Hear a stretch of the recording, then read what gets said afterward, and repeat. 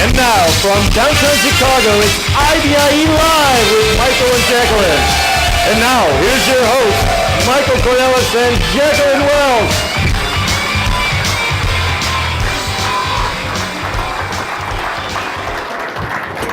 Woo! Hey, everybody. Nice. Great. Hello, everybody. Wow, what a great audience we have here today. Everybody making it out in the snow. Woo. Right. So we are very excited to film live on location here at the BEMA Winter Summit. Yes, I'm excited. And we had a hot night last night, but you just flew in last night? I mean, is this your first trip without the new baby? It would be my third trip, but it does not get any easier each time I leave. For those of you who don't know, I have a 6-month-old son at home. Gilman, what'd you put in this? Wow, nice. That was, one of the reasons I wasn't at IBIE. Very good reason. I think, I was voting for his name being Oil Wells, but what? It was on the short list. Yeah, or O Wells or something, but what is it? Austin, I believe, right? Austin Brent, yes. And he's 6 months going on 16. This kid is growing way too fast, and actually, I think he might dress better than you. Better than me? Yes. Wow. I know that's hard to do. That is hard to believe, I yeah. know, and yeah. Because I do look pretty damn good in a onesie. Yes. And he's also... Yeah. And last night I threw up, which is probably just like his last night too. So. I just hope you don't wear a diaper. Yeah. Not yet, but it depends. So he's talking. One person got the diaper here or there. He's talking, he's doing all his, fun baby stuff, but he's also obsessed with Starbucks. Do we have a picture that we can put up on the screen, Gelman? There he is. Oh, nice. I don't know, what do you think? So he's the guy with the beard, or? Now back to this good-looking audience, my goodness. I mean, I just got in last night, but I have to say, there are so many celebrity bakers here, I can't even believe it. Just last night, I was in the elevator with Joe Toronto. Joe Toronto, JT! Wow. I don't get starstruck very easy, but let me tell you. He is the shiz. Yeah. Yeah, I know, last night for me, we had the BEMA Past Presidents Dinner. 11 past presidents. I mean, I think it was like the most ever. John Van Laar in the house. I mean, I was starstruck. Yeah. Lifetime BEMA Achievement Award, and there he is. Oh, he's in the house today. I mean, come on. It was unbelievable. And then afterwards, we all went out to a carnival party, danced until 2. I mean, I'm surprised the guy's still, here with us. But I mean, it was crazy. So we do have a great show, packed with highlights from IBIE. Hopefully you guys had a great show experience. We had a great show experience. And we're going to also talk about 13. We're going to talk about what's on the horizon for 16. Some of the highlights. Gilman, can you help me there? Increased attendance. 8%. Now that doesn't sound a lot, but if you've been in the baking industry, a lot of people aren't eating bread. 8% increase would be a great thing for consumption if we had it right now. The largest show in the IBIE history, so no pressure on me for 16 there. That's I like pressure, but whatever. Record number of exhibitors. I know I don't like seeing more competitors, but anyway, we still need a lot of exhibitors, and we were really happy about that. We think we can even open up even beyond the North Hall. And 6 new show features. I don't know if you caught any of the Cake Boss, but it was just amazing. Some of the new demos that we had going on for 13, and we got some even crazier stuff for 16. And our stars-packed guest list today is going to talk a little bit about that. Right. So, as the resident marketing diva for IBIE, I can't, of course, not talk a little bit about the marketing that we had in 2013. And, one of the reasons is that it was our most robust campaign to date. So I put some of the highlights up on the screen. We had more contacts in our database than we've ever had before. I mean, significantly more. We sent out almost 250,000 direct mail pieces. We had 3 times as many email addresses, great open rates. We had more print advertising running than we've ever had before. We had more press pickup thanks to our media partners as well. And we had a very aggressive international campaign. We targeted some of the areas of growth around the world, and we saw some pretty astounding results. So we're very proud. None of those people were at the Brazilian dance party last night, though, but that's okay. And then I guess what coffee talk is over. We bring out the guests now. I mean, we didn't do a dress rehearsal, but Gelman, yeah, we're on that. Okay, thanks, right. Thanks, buddy. Our first guest today. They're all great guests. But you mentioned him earlier, Joe Turano, president of Toronto Baking Company. Please give us a big BEMA welcome to Joe Turano.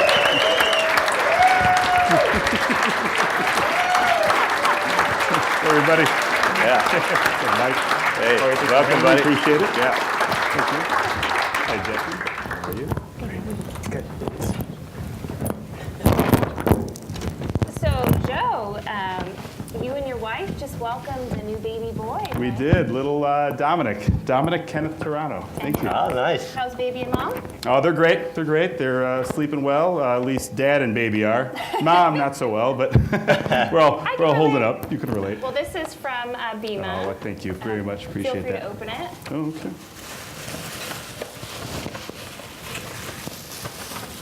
The suspense. Yeah, that's good. Let's see here. Oh, look at that. The BEMA baby. All right. Very cute. Thank you. Yeah. Appreciate that. I have one just like that, and I got to tell you, it's a little binding, but it's, you know. Is that the onesie you were referring to? Yeah, exactly, Okay. yeah. Now, so where's the cigars? I know. I came empty-handed. I do apologize. I should have brought breadsticks. Actually. Well, then we're but gonna not, make you. We're gonna make you work. So, like that. so we exceeded 13 in so many ways. I just want to see what your thoughts, insights might be for 16, and how we can put some new tricks into the show. Well, as you said, we had a great show last show cycle. So a round of applause for the last committee. I think everybody came out very strong. Great job. As Mike said, it's going to be a very interesting a feat to top the last show that we did have, but I think we will accomplish that. One thought that we had was put a giant stage in the very center of the show and have Mike and Cirque du Soleil do a nice presentation each day. That'd be a great way to bring some attendees in. I am incredibly bendy. In his onesie. A lot of people don't know that. Yeah. No, but we have a lot of ideas. Actually, today would be a great way to share our thoughts with you, get some feedback throughout the weekend. And one big way that we thought we could really entice some more interaction of attendees and actually bring in some more segments is potentially to go after further packaging, as far as packaging equipment, and get our baking attendees some more interest level within the packaging side of things. Another thought was on the ingredient side of the world, to bring more of our ingredient partners into the show. So a lot of great ideas that we're already talking about, how we can further expand the show attendance. You know, I think also, I don't know if a lot of you guys are aware of this, but they moved the dates a little bit to accommodate IBIE in between 2 Jewish holidays.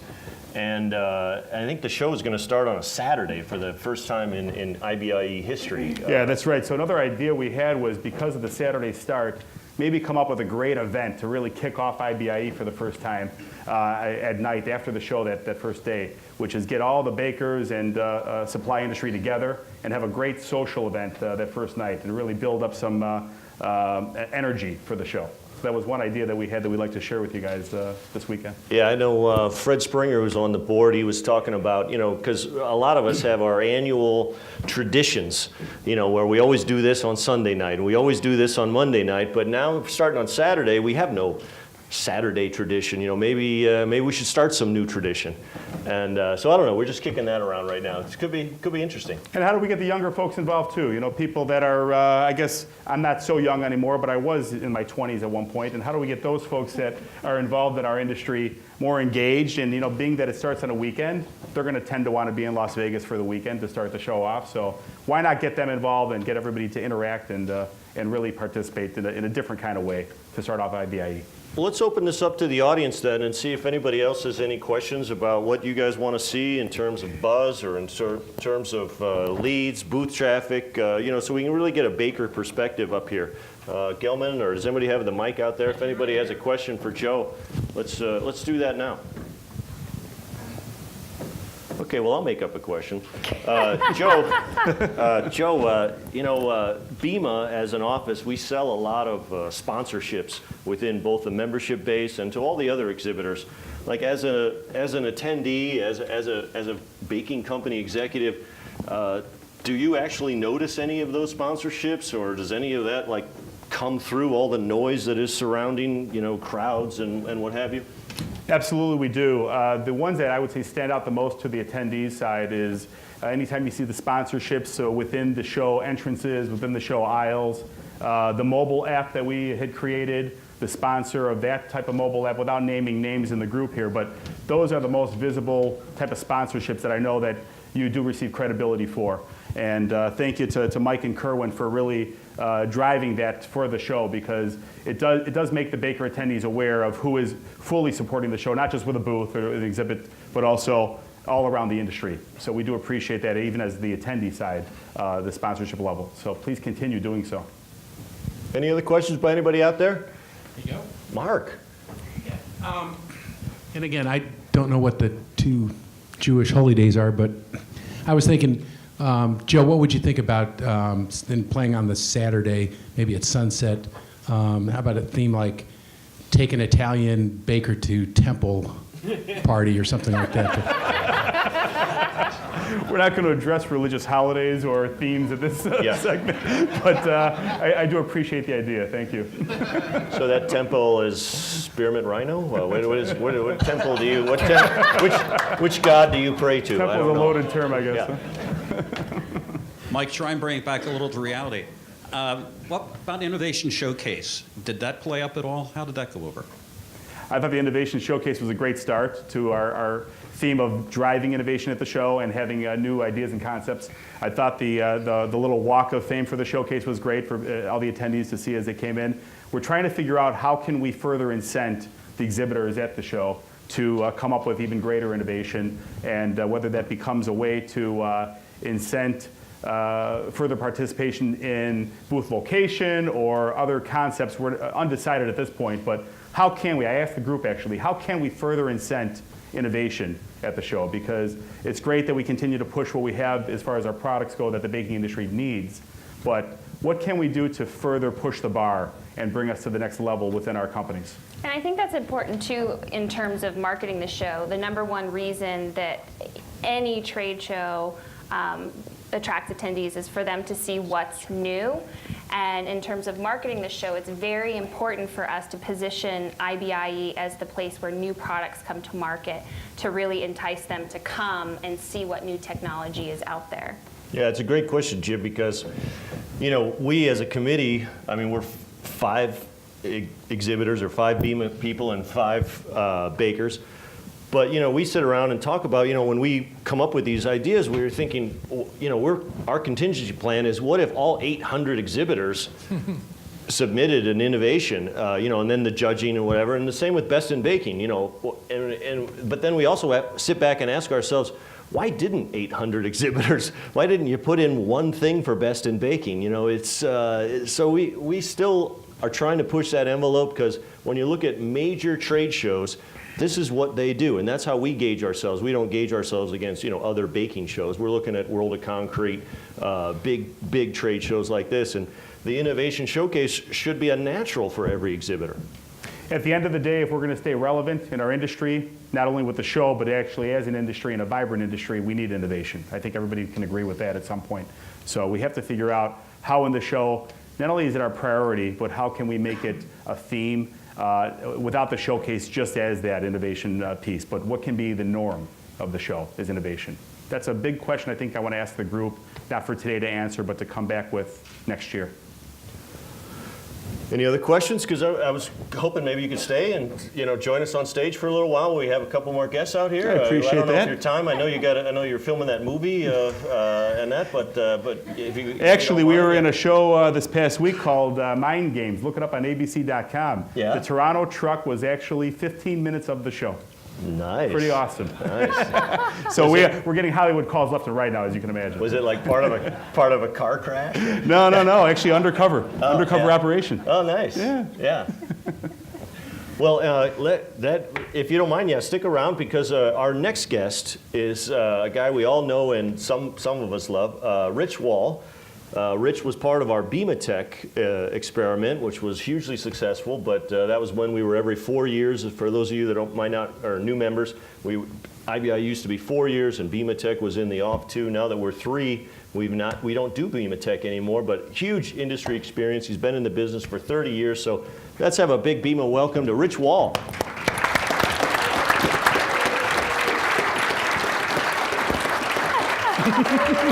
I think you got to move down. I'll move that one. Okay. Hey, Rich.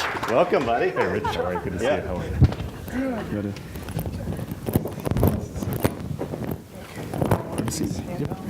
Yeah, you're going to have to do that thing. Go. The changing of the guard. Right, so we've heard from a baker, and so I think it would be great to hear from the other side of the aisle, an exhibitor. A metalhead. So, Rich, why don't you give us a highlight or two We've called from you worse. IBIE 2013? Really, I think it was a pretty exciting event. I've done 11 IBIEs since 1977. And I have to say, the 2013 event was by far the best I've ever seen. The traffic was good. We were just so slammed that we didn't have time to turn around and really even talk to ourselves. So I think if everybody had that same experience, we all came away, we were winners on both sides. It was win-win for both. And we didn't pay him to say that, by the way.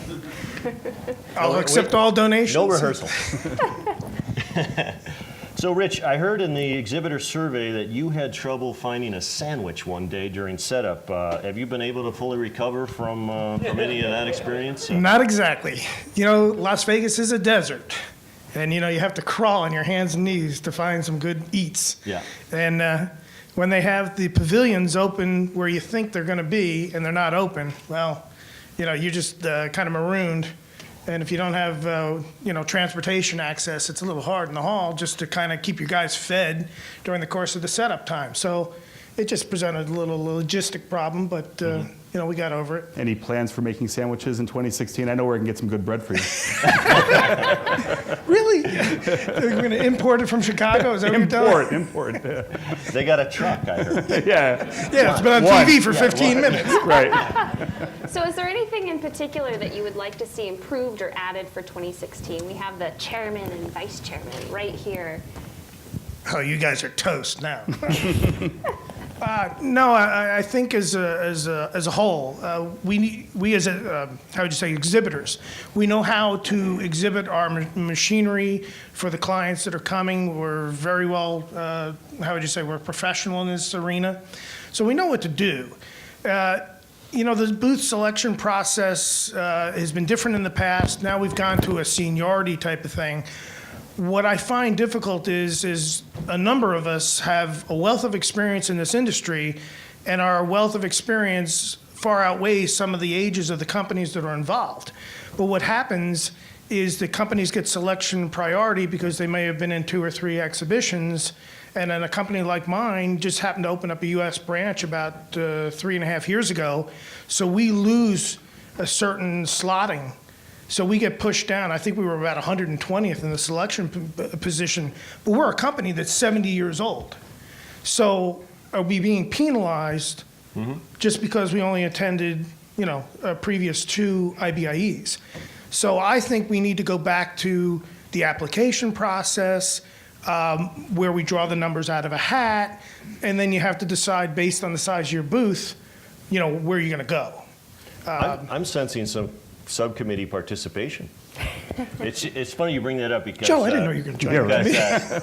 Joe and I have we had a strategic initiative planning session down in Florida in January, And Fred Springer has, we specifically asked him to head up the subcommittee that basically investigates and goes over all the rules and regs with the booth selection criteria.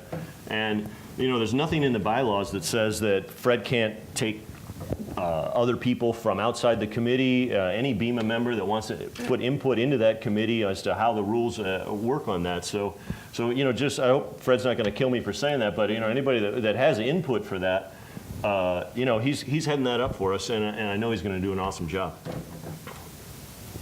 Yeah, it seems, you know, again, I think you have to look at it. We've got now close to 3 years. Well, actually, the booth selection will probably take place in 2 years from now. So I think the committee has a chance to kind of review where it's at. But I just think that's something that really needs to be looked at because it may not be equitable for everybody that's exhibiting at the exhibition. And, you know, I just think I'd throw that suggestion in the hat. Any other questions for Rich? Otherwise, we got to move along because what do we got? We got a prize wheel coming up here, right? Or yeah, We do. yeah. So Well, we have some topics that oh yeah. we can cover. There were a few things that we brought into IBIE 2013, specifically the cocktail hour. If anyone had any comments regarding that, or move in, move out, It's working for me. lead retrieval, drayage. Not all at once, people. Well, drayage, I believe Dan is going to talk about drayage. So let's not do drayage right now, but any of those other subjects, sure. Mike, we've got one back here. All right, cool. Just a quick comment. I found that some of the... In English, please. Un comentario muy pequeño. No problema. I found that the booth next to us had a speaker system when they went to bake their bread. And I found it very annoying, the level of noise within that. We all have machinery, we all make noises, but the human voice over a speaker system, I found it disruptive, really, to the people around. Yeah. I wonder if we're going to be doing something different next time. We're going to be changing this around, or we simply have a dB level that is allowed within certain feet from the booth and be done with it. I don't know, Pat, do you want to take that one? I think we do have rules and regs with sound, but I don't exactly know if we have a dB level. Do you know what our rules are on that one? Pat Dwyer, everybody. Pat Dwyer in the house. Our show management from Smith Buckland. Thank you very much. We don't have a published decibel reading, but we are constantly walking around. We've got decibel readings that are on our phone that we can talk to people. The problem is that, you know, you walk away, they say yes, and then they start up again, because it wasn't a constant thing. It was as they were announcing. So we tried to find them when they were in the midst of doing that. But we can certainly look into actually having a more strict policy written in the rules and regulations, because I understand that was a problem. Yeah, I'll give you, for example, it came before the committee that one of the exhibitors had filed an application for a contest, and they wanted to do a pitching into a wall or something, and we actually denied that because while we thought it might be fun and people would like that, we didn't want the noise that would create with that ball hitting the back of the whatever that's called, rubber thing, all day long for the other exhibitors around that. So we actually are sensitive to that, but that's a good question. You mean so we can't toss the Pillsbury Doughboy the next time? I thought that sounded like a pretty good gig. You know, that giggling can get a little annoying after a while. Any other questions? Well, I think we should get to that prize. Yeah, giveaway. What do exactly. you think? So let's do it. We have on the wheel here, I don't know, when you all walked in, some people were handed different things, and so randomly we're going to pick contests that can come up and spin. And so somebody was given a chapstick. Did anyone have a chapstick? A balm? A balm, yeah, we'll take balm, salve. Woo! Yeah, that's Come good. on up. Okay, so on the wheel, I can hardly read that, so I'm sure you can't either, but it's a lot of fun stuff here. First pick on a Baker dinner at the annual meeting in Bermuda, a golf hole sponsorship at the annual meeting, free tour at the annual meeting. I don't know a tour of what, but we'll figure that out. A tour of your own hotel room. Free golf. Well, and who wouldn't like BEMA golf, really? A door decal at IBIE. Yeah, so that could be. I think that's worth about $2,000. And $2,000 worth of free carpet at IBIE. All right. So so Scott, you want to tell the audience what you're spinning for today? Carpet, baby. Carpet. Yeah. Let's just hope it matches the drape. All right. Free carpet. All right. Big money. Astro Manufacturing, everybody. Boy, am I going to have to explain that one to the board. Oh, that's always better to get forgiveness than permission. Well, congratulations. Should we move on to the strategic initiatives for 2016? Yeah, why not? After all, you are. But you have to leave. Thanks, guys. I've enjoyed it. This has Bye, been great. everybody. Thanks. Goodbye to Rich. He's kept fired. So Yeah. Thanks for. as the chairman, you have a lot of pressure on your shoulders. How does that make you feel? You know, Mike Beatty did a great job in 13, and I got to tell you, it is going to be difficult to top 13 for 16, but I feel pretty good about it. You know, I'm a positive sales-related guy, and I think 16 is going to be really awesome. And one of my big goals is to just deliver more money to the bottom line for both BEMA and ABA. So we're working on some of the bids. We're working on streamlining some of our cost structures within how we do that, and I think it's going to be pretty interesting for both organizations to see where we can make cuts but still provide an awesome show. There's a couple other things that we want to do with bringing in some more buzz that I think, even though it might not pertain to your business in industrial bakers, you know, the quantities of attendees on the retail side are really what brings the numbers in. And so we've got some fun stuff planned. You know, Mike looks so good because as a leader, he doesn't take stress. He only gives the stress back to us. So he looks so young. Delegate. So I think we have another guest. Oh, yeah. Okay. So our next guest, Chicago's very own Dan Stenstrup, Otis Sistrunk. He used to play for the Oakland Raiders. He's from Freeman, and he's going to talk to us about show operations. Everybody, Dan. All right.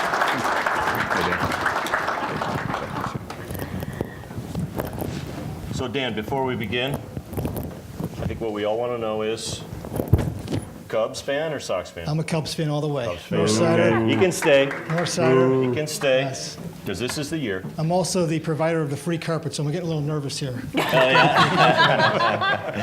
The good news is we didn't tell them what kind of carpet or what color, you know. That's true. So yeah, That's true. Yeah. Exactly. Right. So Dan, let's talk about drayage. Okay. Anything new planned for 2016? Can we I'm- give the audience a sneak peek? I'd rather be known as a carpet guy than a drayage guy, but I'll try to answer that. But anyway, we had a great show in 2013. There was over 6 million pounds of equipment and freight, which in the trade show industry is huge. It's a very important show. And really what we're trying to do on the drayage side is make your life easier. We have 3 or 4 days to move everything in, a couple days to move out, and really coordinating it, making sure it's scheduled properly, and that everyone has a slotted time to come in and kind of be efficient. So what we're seeing in drayage, though, is people want to take away the surprises. There's too many surprises with your budget for so many pounds, and you know, when the bill comes out, it's too much. So we're working hard with the committee to try to come up with some ways to streamline that process and take away the surprises and the cost side. Sounds good to me. Who is this dray person? And why the word drayage? Yeah, Where did that come it comes from overseas. You know, some people think it's a USS drayage, like it's a big ship or something, but it's really just about moving stuff in and out. It came over from Britain, I believe. Yeah. And it's really material handling, you know, moving stuff in and out, and hopefully we do it well. Now, some of the other big shows, they have more of a bundled package.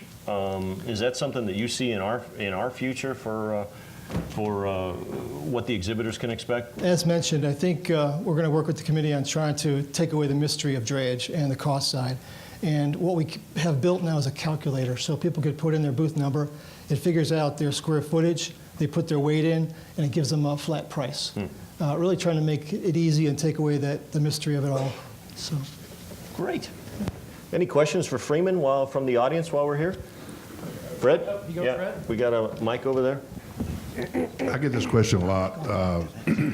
It normally costs several times more for the drayage once you get your freight there than it costs to even ship it all the way from your manufacturing plant to Las Vegas. Can you explain a little bit why? Yes. You know, that is a question we get a lot, so a great one, and I'm happy to answer it. But we work for 3 years on the show, from 2013 to 2016. We've got 50 people working on the event. When we get to show site, we're going to have 100 supervisors. We're going to have 600 labor people. Again, as I mentioned, it's all coordinated. And in the end, we spend about 70 cents per dollar on labor and equipment, and about 30% on overhead. In the end, we net out about 5 or 6% margin in our industry. So it's, you know, it's like your industry. It's tough. And you know, what we have to do a better job of, I think, is again taking away the mystery. So if you're going to be doing your budget for drayage, you know what it costs. You know, and we were talking to Rich earlier, and trying to take away that waiting time for the truckers is critical too on the move out. You know, we got 2 days to move all that stuff out. Not everyone can go out at the same time. So again, trying to make it easier, take away the mystery of the cost, and work with the committee on a package, I think, that could streamline the process. Nice. Any other questions for Dan while he's up here? Yeah. Jim Diver back in the... We were involved with a truss that was part of the booth display. And once the truss arrived, it was supposed to be ceiling supported. It was my understanding that it was less expensive to be floor supported than ceiling supported. And even at that point, when we did get the invoice, the truss was flown in from Chicago at an exceptional charge. Is there any way to avoid that in the future, to be able to give your display to someone at your company and be able to explain to us what the advantages would be to floor support or to ceiling support a structure? Yes, there definitely is some advantages in planning in advance. And one of the things that you want to do is make sure we get the truss up before your other materials come in.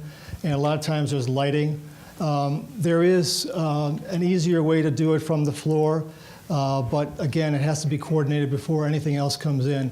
There's electricians involved, there are stagehands involved, and really the planning in advance is really critical. We do rent truss, so that would be an option that we could explore with you as well. That's in Las Vegas, so maybe take away some of those shipping costs and make it a little more efficient. Gelman, I think we need the next slide, and I'm getting low here. No, seriously, I need the next slide. and I'm seriously low. So I think we missed one earlier, but we'll get that back when we edit the tape. Some of the strategic initiatives, one of the big ones here is international. And while Dan's up here, I mean, what does Freeman do? I mean, you guys are a big multinational company. What do you do for international exhibitors? I mean, do you have areas for Spanish speaking and that on your website? Well, it's critical for North American shows that we attract more global international attendees, more international exhibitors. And one of the things that we do is provide language services, again, trying to make the experience for an exhibitor, whether he's speaking Spanish or English, easy. And we have a service that provides, they call our 800 number, and we're able to get someone on the line within 20 seconds that speaks over 50 different languages. Wow. Again, to answer these logistical questions, they're complicated for us in North America, so you can imagine someone coming from overseas and trying to coordinate an exhibit. So it's really hand-holding them through that process and making it easy for them. I didn't know there were 50 different languages. Yeah. I can only speak one, so. Yeah. Country, Western. Oh, thank you. It's about time. Gelman. What are you going to do? So, were you going to ask? Okay. Yeah, so thank you. This is more of the strategic initiatives on the exhibitor side, so I think that kind of leads us into some of the things up on the screen on the attendee side. So thank you very much. Unless you. anyone else Everybody. has any other questions. Thank you so much. Dan Simstrom from Freeman. Thanks, Dan. Yeah, appreciate it. So let's talk about core growth. Why not? How can we keep up with the wholesale bakers? You're on this one, by the Am I way. on this one? That's just wrong. Robin Alton is stacked. That is just wrong. Yeah. So wholesale bakers, we know that they're most exhibitors, sort of the bread and butter. And for 2016, we want to ensure that we're still bringing as many of the wholesale bakers as possible. Although we do face a little bit of a challenge, considering that within our industry there's a lot of consolidation. So we are going to continue to increase our penetration within the wholesale baking segment, but we're also going to try and get more vertical buying teams, and we're going to do that through our corporate meeting program. We've had the program, but I think it's time to really ramp up our efforts and become a little bit more aggressive with that. And for those who don't know what the corporate meeting program is, it's essentially incentivizing large companies, like Pepperidge Farm and Panagold and Toronto Baking, to hold their annual meetings at IBIE. So instead of bringing 10 people, we want you to bring 50, and we want you to bring all of your upper management. We want you to bring your R&D professionals.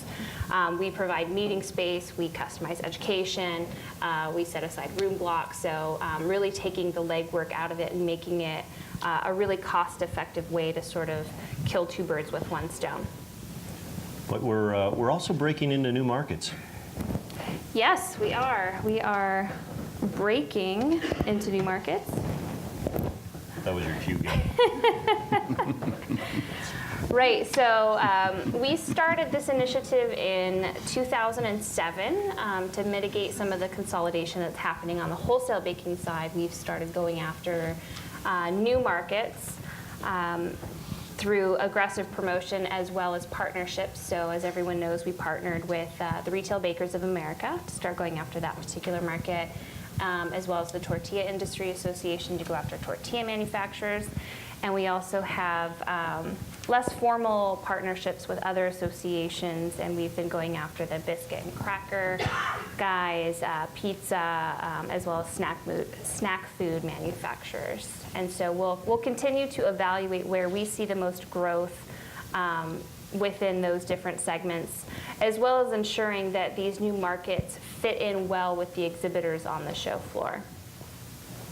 And I think our next guest can speak a little bit about that. He's the current chairman of BEMA. He's Breaking Bad.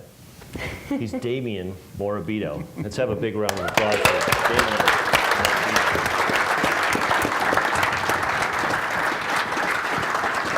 Good to see you, buddy. Don't we have any like presidential music? Come on, Gelman. When he hits the stage, I mean. Again, we'll work that out. When we edit this, you'll have your own theme music. Thank you. It's crazy in the green room back there. You got Rich Wall and Tom Cruise jumping on couches and stuff back there. It's crazy. And I have to say, you make an amazing Walter White. Well, thank you. I just hope that whatever you're cooking I or think baking it is makes legit, my butt right? look big there, but other than that, I think I'm all right. Yeah? Let me see that. Oh, I don't know. I think Mike makes a better Mrs. Doubtfire, though, than we did. So, Damian, you had a nice-sized booth there. I know you had interpreters, you had hostess people.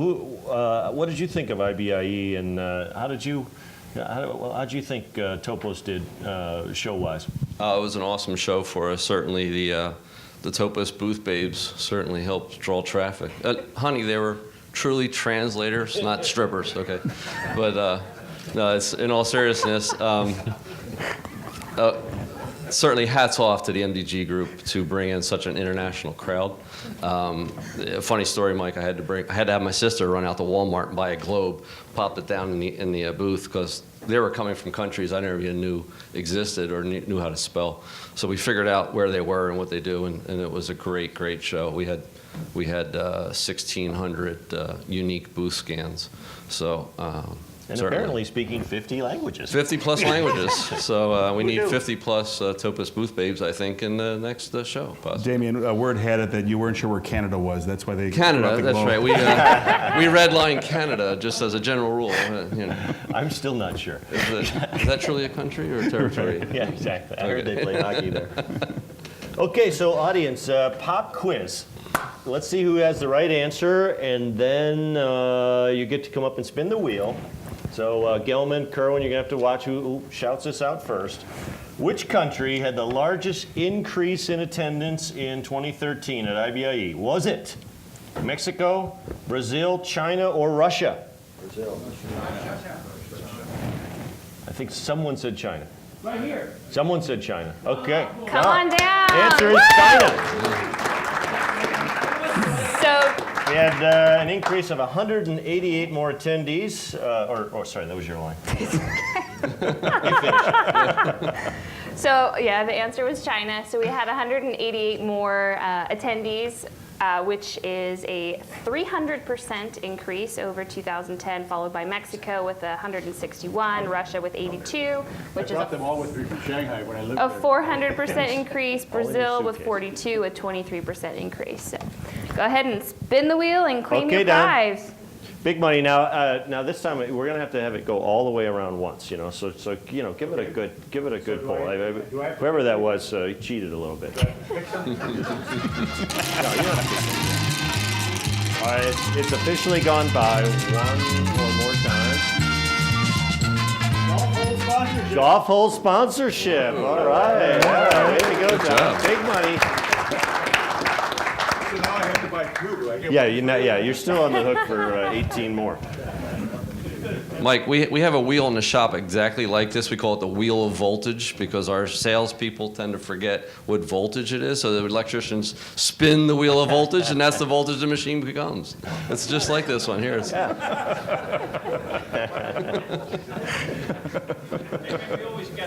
Well, we guess. It's, we get it right about a third of the time. We're hitting pretty good. Yeah. Voltage check. Voltage. Yeah, that's kind of an important detail.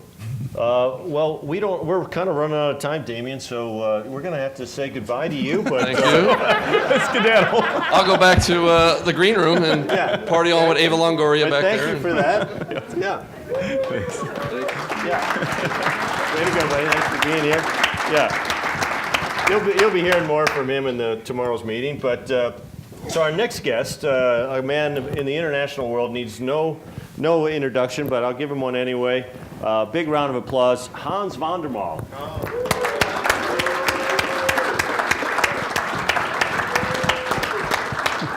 Welcome, Hans. Way to go, buddy. Hey, Hans. Welcome, Hans. Good afternoon. So Hans is an international sensation, so it's only appropriate to bring you up. That was a few years ago before I got married, but it's another story. Ironically, Hans was also on the very first Tonight Show. Yeah. Was that with Jack Parr? So Hans, you've been with the committee for 21 years. Can we have a round of applause for Yeah. that? Yeah. So what would you say are sort of the biggest changes that you've seen with the show over the years? With the show is the growth and the educational part of it. That has been the biggest change that I've seen in terms of the actual show. Even more important, we managed to do that because the management of the show has changed dramatically since the first days. We have a real good, strong committee today. That has been difficult in the past and not as smooth, but we've done really good in getting it organized from both sides of the fence, if you will. Bakers and manufacturers have been fantastic. So Hans, there's a lot of rumors going around that Hans is not your real name. Is there any truth to the rumor that your real name is Steve, and that you've been faking this accent the whole time, and you're really from Crown Point, Indiana? And now you... Oh, all right. All right. You heard it here today, folks. Hey, Mike, that was actually your entertainment last night. That took me a while to get that accent, however fake it may sound like. I do not think I sound anything un-American, but that's for you all to judge. So I put the y'all in there just for the Southerners. I took the designer redneck package, accent package a couple of years ago, and I don't think it took very well. So I have to stick with my Dutch accent, I guess. Well, you wear it proudly. Yes, it looks well for you. So I know that you travel abroad to consult on a lot of international bakeries. What would you say that the perception is abroad about IBIE? I have to preface that by telling you that I'm typically working with the mid-intermediate type wholesale bakers overseas, and they are extremely overtaken by the size of the show.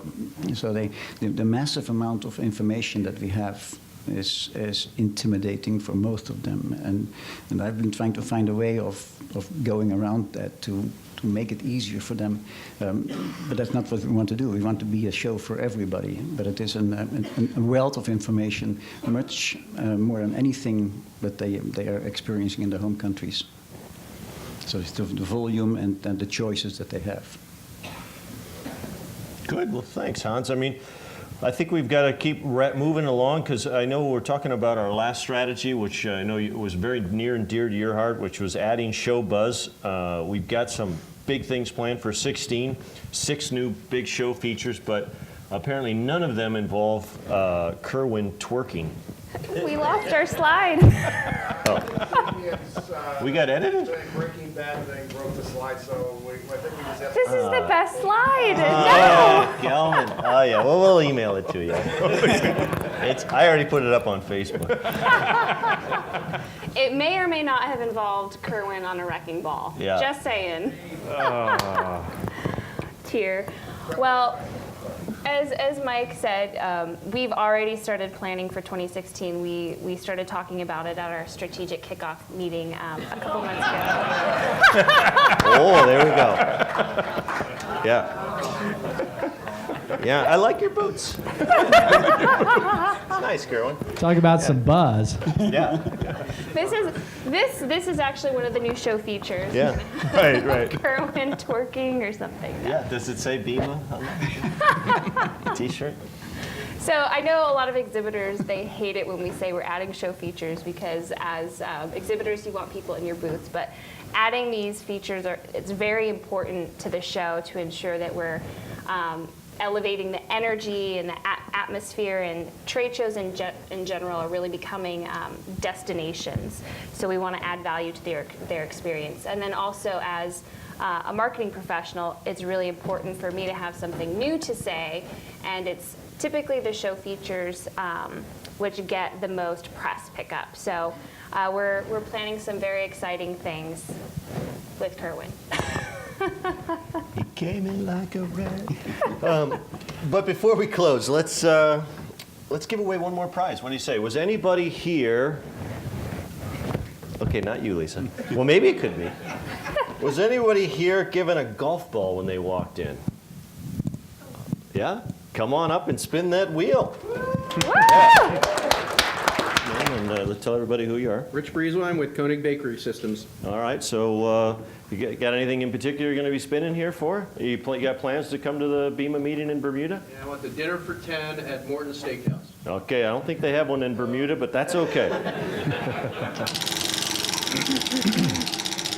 Round and round she goes. Golf hole sponsorship. I think this BEMA golf thing is going to work out after all. Nice. Thanks, Rich. All right, so that's it for our show today. I want to thank all of our guests, Hans, Joe, Dan, Rich, Damien, and my lovely co-host, the most talented Jacqueline Wells. So thank you all for coming. Thank you for all your support. Appreciate it.